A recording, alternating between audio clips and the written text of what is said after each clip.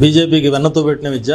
అధికారంలోకి వచ్చిన తర్వాత అనేక రాష్ట్రాల్లో ప్రతిపక్ష ఎమ్మెల్యేలని కొనేయడం, మార్చేయడం, ఈడీలతో సిబిఐతో బెదిరించడం, ఇదంతా మనం ఎరిగిన సత్యం.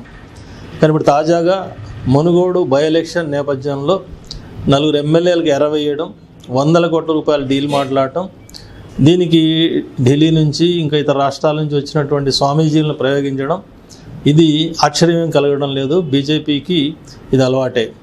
అంతేకాదు బీజేపీ నాయకుడు కొంతకాలంగా రఘునందన్ రావు వాళ్ళ ఎమ్మెల్యే స్పష్టంగా చెప్తూ వచ్చాడు, మునుగోడు ఎలక్షన్ ప్రచారంలో కూడా 4 ఎమ్మెల్యేలు మాతో టచ్లో ఉన్నారు, త్వరలో బాంబులు పేల్చేస్తాం, అనేక అనుకోని సంఘటనలు మీకు అర్థమవుతాయి, ఇట్లాంటి మాటలన్నీ ఆయన చెప్పున్నాడు.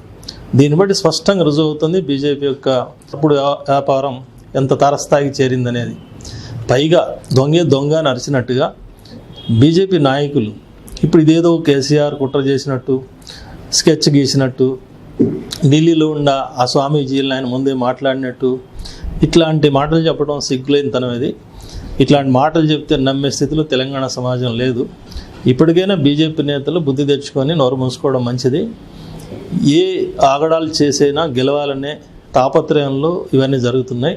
కానీ వాళ్ళు తల్లకిందులుగా తప్ప చేసినా సరే మునుగోడులో భారీ మెజారిటీతో కమ్యూనిస్టులు బలపరిచినటువంటి టీఆర్ఎస్ అభ్యర్థి గెలవడం ఖాయం. కాబట్టి ప్రజలు ఈ